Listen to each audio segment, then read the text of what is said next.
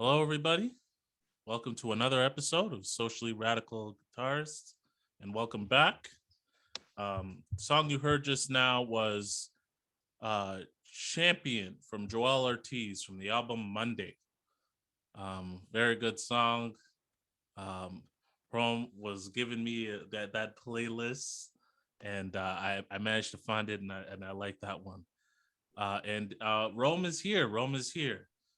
He's a prolific activist in the community. He's one of the co-hosts for the YouTube Network Revolutionary Blackout, with a lot of radical Black left voices, speaking a different narrative from what's going on in the mainstream media. And he's a red, just like me, a red. So welcome, comrade. Welcome. Oh no, thank you for having me, man. Thank Yeah, no problem.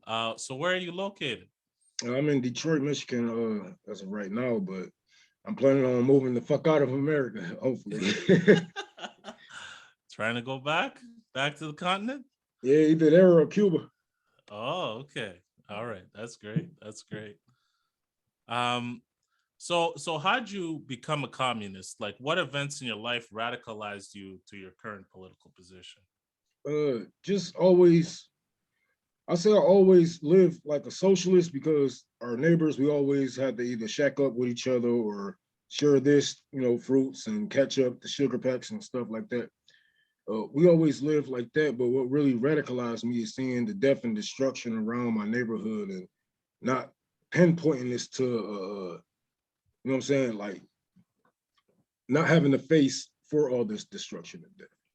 And, as I really step forward into, I'm looking like, why are they shutting down schools? Why don't we have the money to fund, schools in Black neighborhoods, but we have money to give to the police? Why don't we have, this and that, but we can cross over two roads and it's a suburb right there.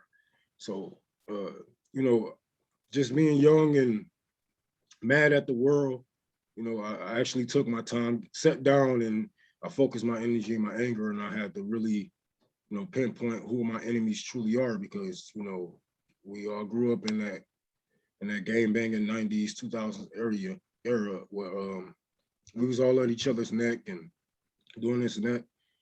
But even if, we got this whole neighborhood sold down, the guys from over here can't come over here. The guys from over here don't mess with us without this and that.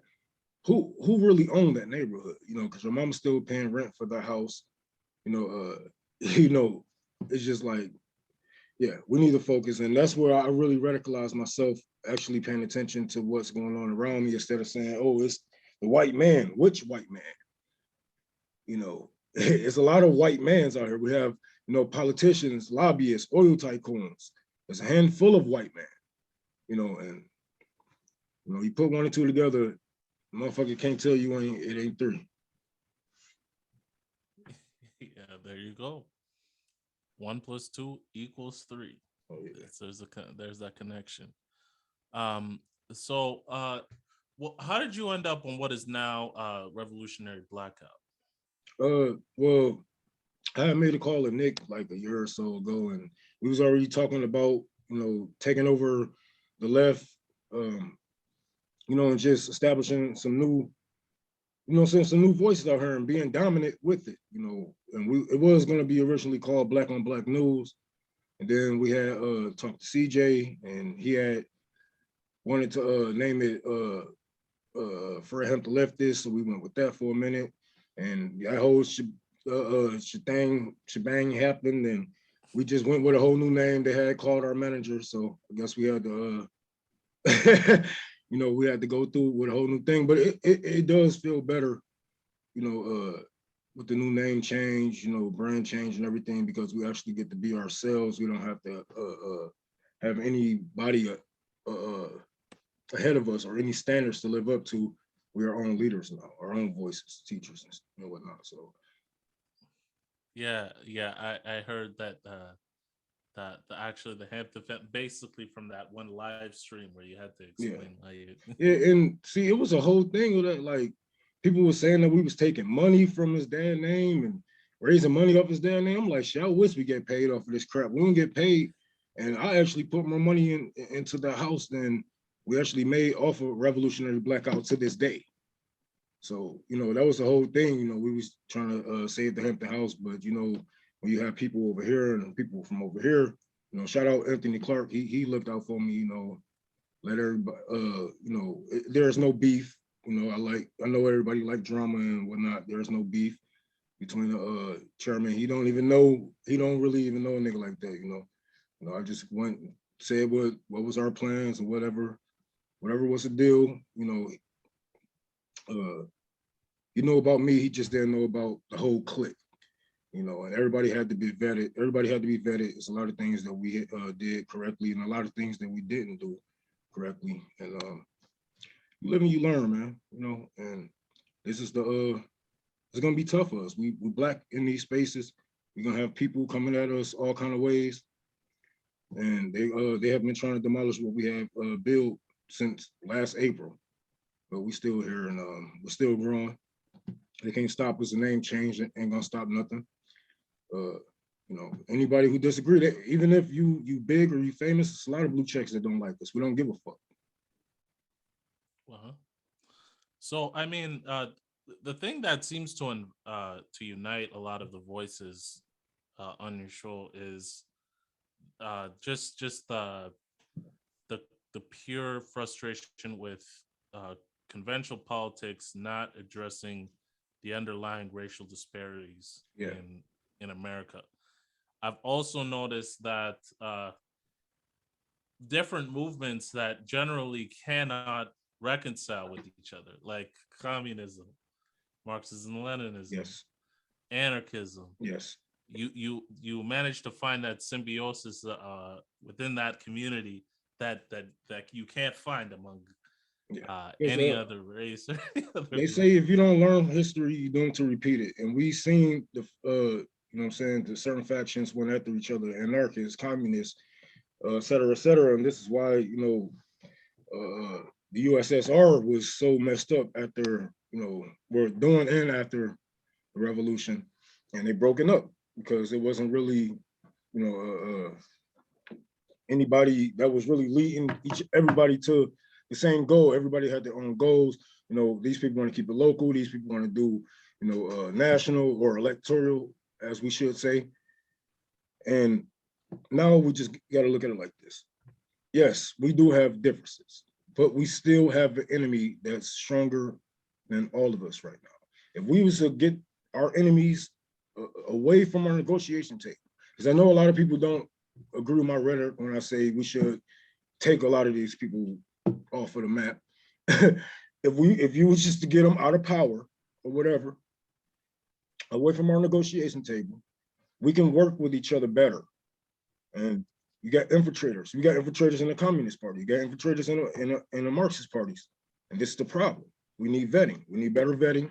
And we need to actually contact and talk to each other, stay on each other. Like if you're in a community, you guys doing this, we got to make sure that, everything, if we're doing farming, everything that comes in is good. It's not poison. It's not tested by the CIA, et cetera, et cetera. Get the moles out of your clique. Call them out. Hang them up if you have to.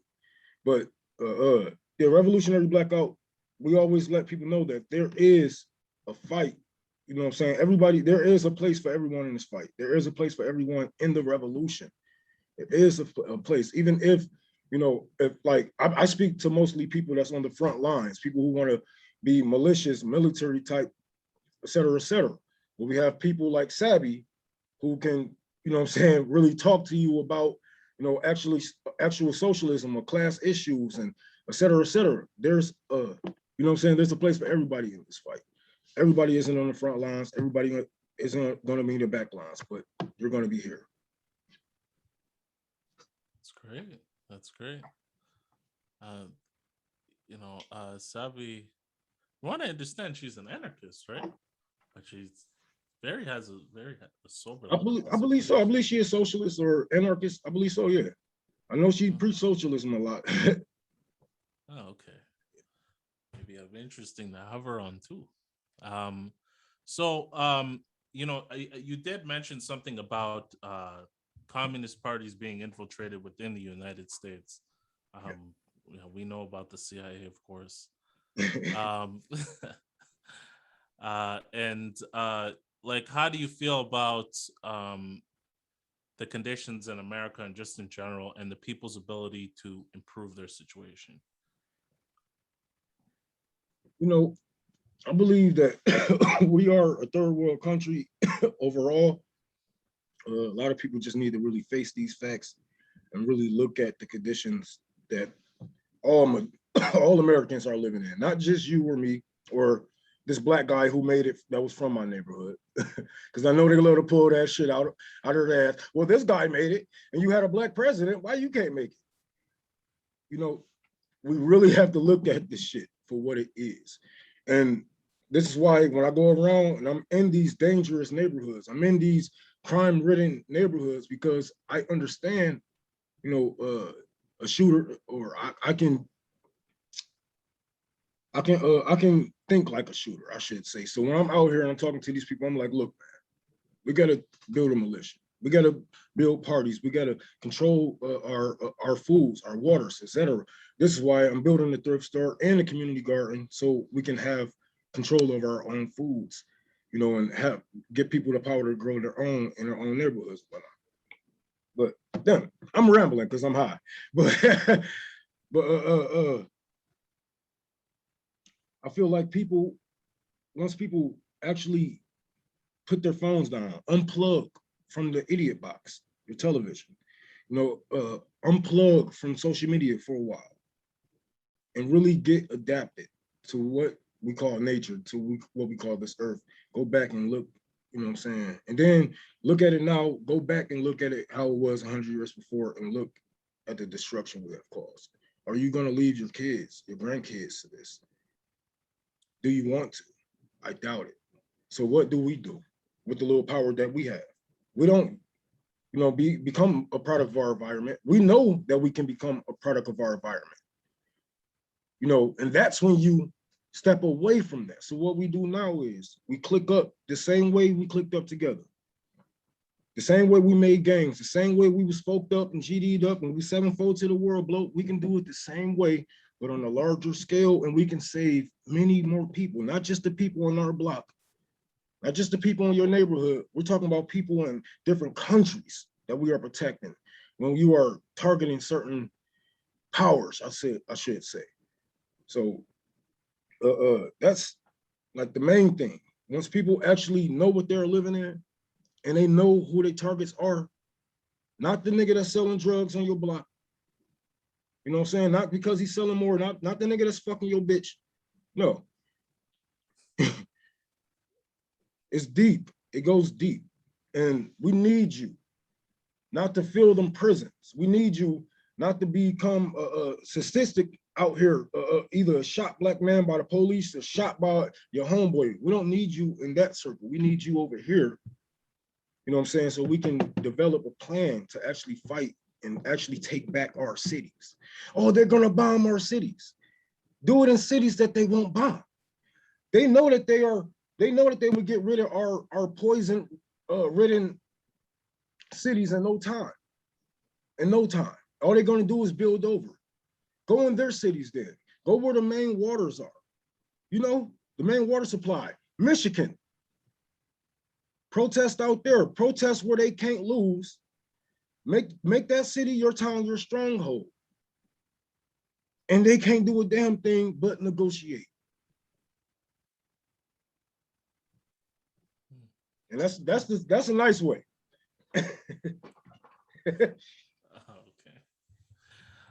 So how do you feel about political consciousness, like people arriving at your position?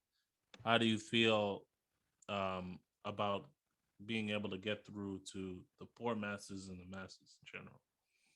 I mean, like I always tell people,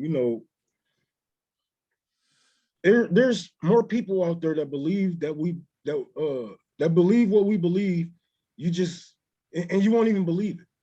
There are so many people that's apolitical but are radical as fuck. Like, they don't give a fuck about the government. They never voted locally or for the president. But if push comes to shove And if they knew what to do, they would do it. Like, this is why I don't waste my time with people that's already have a team, I should say. Because this how these people act. We are on a team and we're gonna win and we're gonna do this, we're gonna do that, and vote for this person. Like, no. You know, I go to the people who's already down. They already lost. They already been beaten and dragged up and down the road by capitalism. And I just put a face to it. And I'm like, look, okay, you know, the main thing is, you know, the main distraction for Black people in America is Democrats. But it's not hard for me to actually put it in their face like, hey, Democrats actually passed this bill. Actually, Barack Obama killed Black wealth. Actually, you know what I'm saying? Boom, boom, boom. And once you in their face in real life, like, this isn't social media. They can slam their door, they can walk off, but they can't block it. That was a real conversation. That shit is gonna linger on their heads, and you planted that mustard seed. Whether you got them to agree with you or not, you know, you planted that seed. And don't think that you're gonna sit here and just be fucking Goku and just save the fucking world and just everybody's gonna agree with you. Oh yeah, no, nigga, it's not like that. But you're gonna just keep it going. There's 350 million Americans. You know, don't waste your time if you feel like you are, and don't waste your time with people who feel like they already got a team, even communists, even socialists. If they say they're communists, they say there's no debate anymore. We know what we need to do on your, you know what you need to do? Okay, I know what I need to do. Let's go get more people. There's no more debating in between each other. There's no more, oh, well, actually Stalin was like this. And we are our own leaders now. This is a new time called for new leaders, a new era called for new leaders. And if you have the balls to say that you're a communist, that you are a Marxist, Leninist, or just a socialist at all in America, then you should have the balls to say that shit in your own words and bleed your own blood for it. That's beautiful. Now going back to what you had said about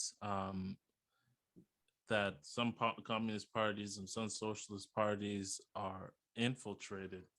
Do you happen to have concrete examples? Like what let's go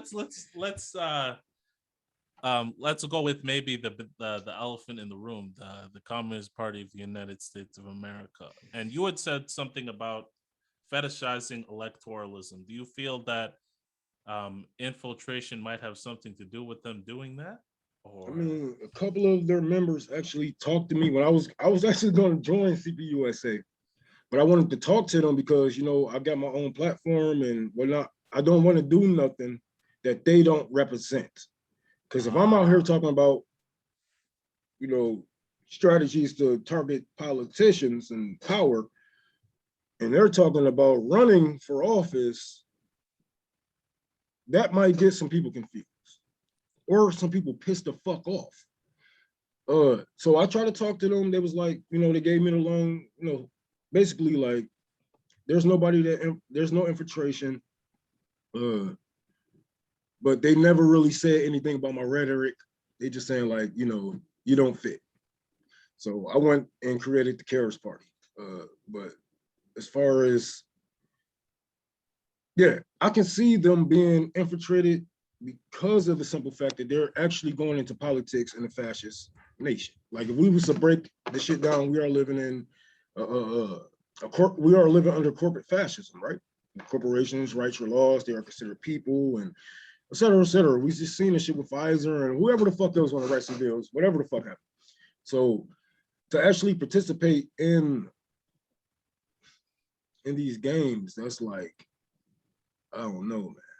You know, I believe their hearts are in the right place overall, but I'm hoping that it's not another DSA type thing. You know, when they, you know, oh, this is the farthest left party that we have right now. They're bringing people together. We're doing this locally, but at their head,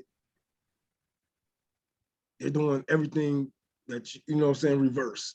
They just took away everything, all the shit that you just did locally. They just fucked it all up. So that's the only thing I'm hoping I'm not going to see from CPUSA.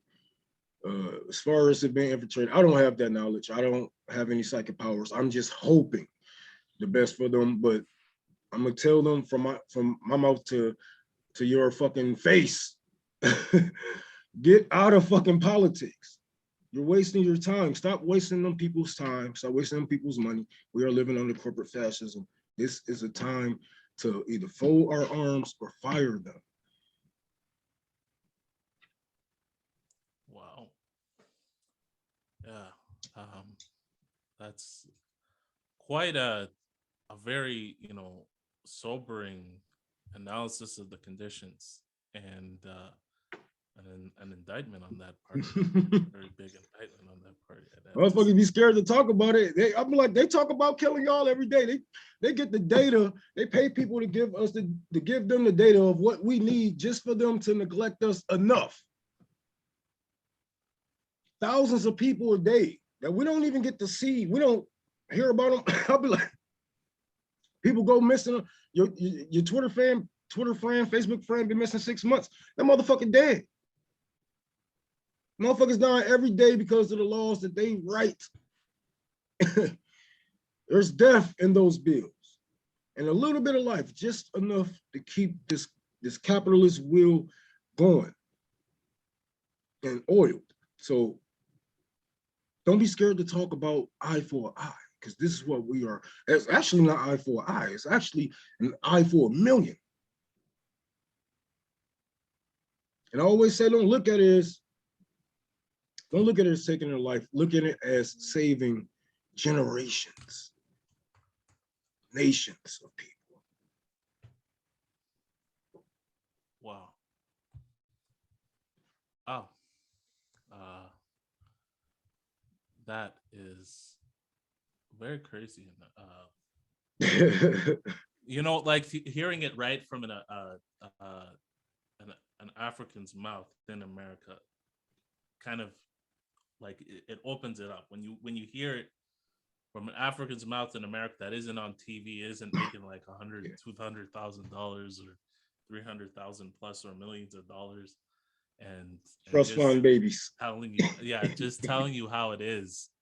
I always suspected it as a communist in Canada, but to hear it straight from an African in America, it's we ain't got no time to waste, man. I mean, look, we only live to like 55 here. Black man don't even live to 35 here. I'm surprised I'm still alive in this motherfucker. I came from one of the roughest cities in the world. So I'm like, if I can do this shit, I'm not telling you niggas to pull yourself up by the bootstraps. I'm saying talk until your voice is known, not heard, because they hear you. We have been marching for generations. We have been getting beat on the fucking streets, to the sidewalk. They ran up in your house without a warrant. They killed your sister. They took your mama. They know you're fucking, they didn't hurt it. But when they know your fucking voice, when they know you don't play that shit, they know when you come around, everything shuts down or comes up. When your voice is known in your community and until the people around you, even to the fucking police departments, that's when they're gonna fucking listen. That's when they're gonna stop and all eyes on you. Because how many more years are Black people gonna be marching? Talking about we shall overcome. We didn't have millions of you niggas, enough of you niggas in the streets to overthrow small communities, towns even. Where's your focus? Is it social media or is it for conditions? Like, come on now. If you're gonna put your body on the line, do it. Give us all of it. Not just a hand and a couple of legs.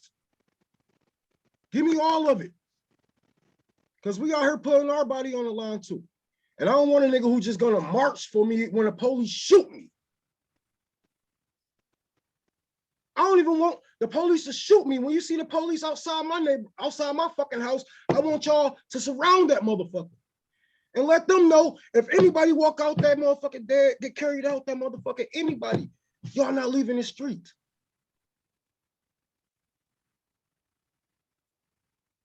They didn't got you black people scared of guns, scared to arm yourselves. But then you look at the conservatives and they ready. And y'all talking about, I'm not like my grandparents. Bullshit. You vote just like them. You in the same house, in the same neighborhood. You doing everything just like them. And you still letting white supremacy rule over you. Are you going to sell us out for a lawn in a nice house like your grandparents did? You know the boomers in America, they sold us out. They gave a fuck about civil rights once they got their houses. Now they talking about vote for fucking Joe Biden. Is that what you guys gonna do? What are we doing? Am I gonna be the next Malcolm X preaching this shit for 40 fucking years and get my ass clapped and it's gonna, oh, Rome was right. Okay, and then what? Yeah. And then what? Rome was right, and then what? What are you gonna do with his word, with his teachings?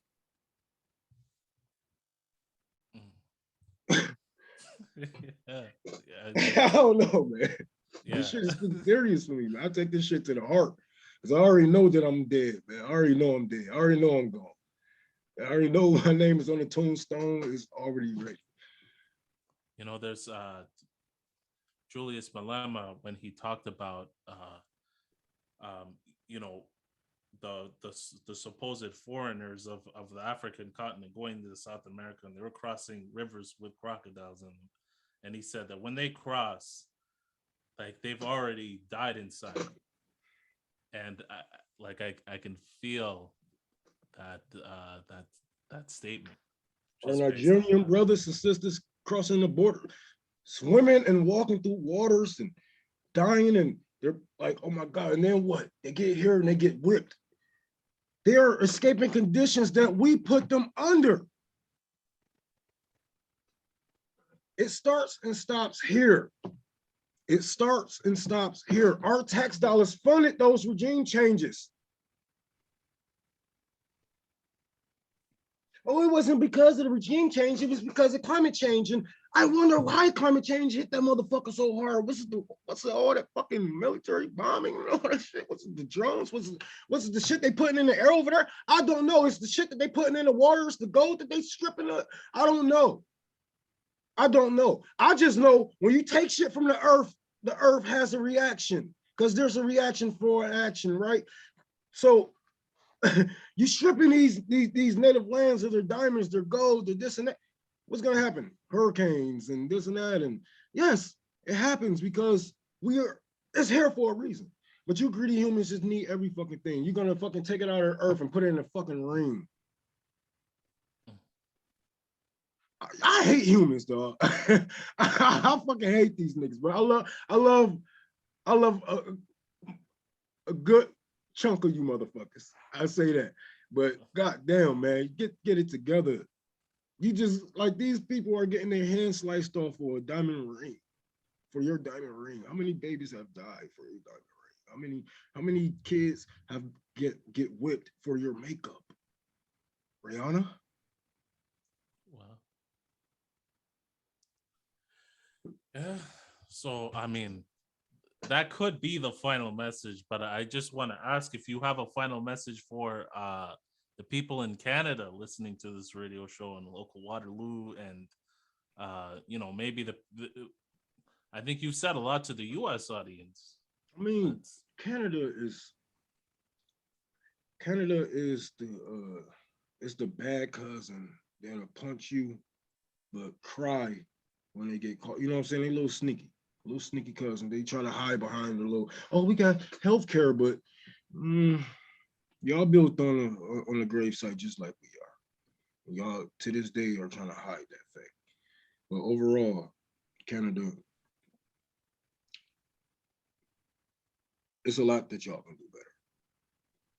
Seeing how your PM just basically control everything. He just basically flexed on you guys and said, I can shut down this whole motherfucker if I want to.